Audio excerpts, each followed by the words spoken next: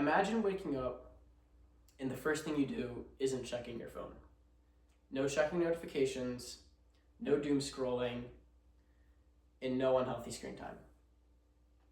This speech is going to run through three main points: the effects of social media on its users, benefits of limiting social media screen time, and how to maintain limited screen time with some specific methods.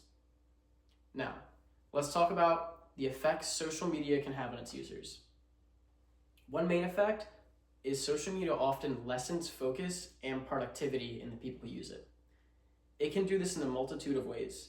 One main one being by interrupting concentration through things like notifications, calls, emails, or texts. This starts to become a problem when it lessens productivity through things I like to call casual social media multitasking.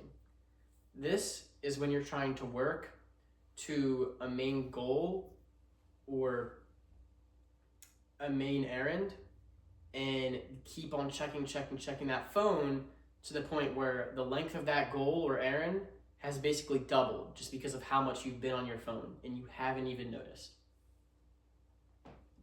Another negative effect social media can have on its users is the way it wastes time, specifically through addiction.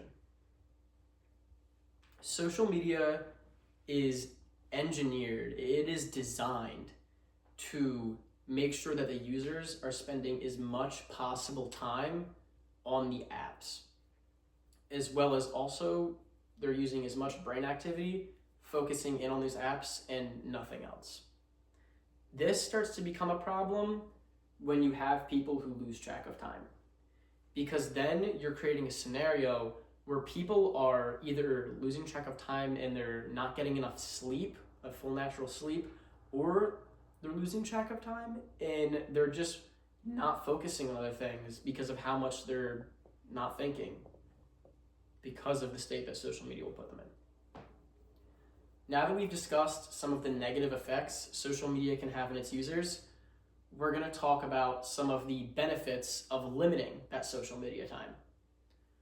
One of the main benefits is you start to become less likely to compare yourself to others, improving your mental health. Something we subconsciously do when we're on social media that we might not even notice is we start to compare ourselves to others. When we're scrolling through friends' feeds or people we know or family, and we're seeing what they're posting and we're seeing that highlight reel of their life, we start to compare ourselves to that, which is not good for our mental health and can also start to create a negative relationship between you guys.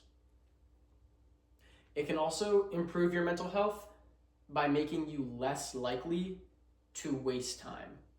Once you're not on your phone as much and you start to run errands or do things around the house, take a walk, you start to feel that. You start to feel your mental health improving and you start to feel that you're not wasting time because you aren't. This is very good and for your mental health, but not as good as strengthening the real relationships around you, which is another very positive thing that not using social media can do.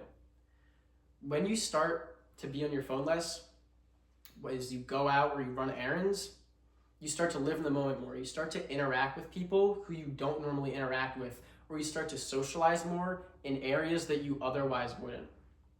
This can encourage more face-to-face interactions, and something that I like the most is it actually improves physical communication and improves your social skills while also reducing your social media time. Now that we've talked about some of the benefits of limiting social media time, or time that we spend on social media, we're going to talk about applying some methods to actually reduce your guys' social media time. One main method that I like to use is setting a limit. Setting a reminder on your phone, using an app is a really good way to stop yourself from using those apps. Giving yourself reminders that, hey, I only want to be on social media for 2 hours today, or I only want to scroll on YouTube for an hour a day, can really stop you and push you back from continuously wasting time or making yourself feel bad about wasting that time. This is made easier more forcefully with things like blocking apps, which are on your phone, and they essentially prevent you from going on those apps. They're apps that you can download on your phone. They prevent you from going on the apps while you scroll. There's also more physical versions of this that I've seen like purchased or available more publicly, where you can kind of use those to prevent social media time. But another really good method for preventing social media usage is simply keeping your phone completely out of reach. Keeping your phone in another room, like a bathroom or a hallway, while you sleep, I think is a really healthy way to prevent social media usage.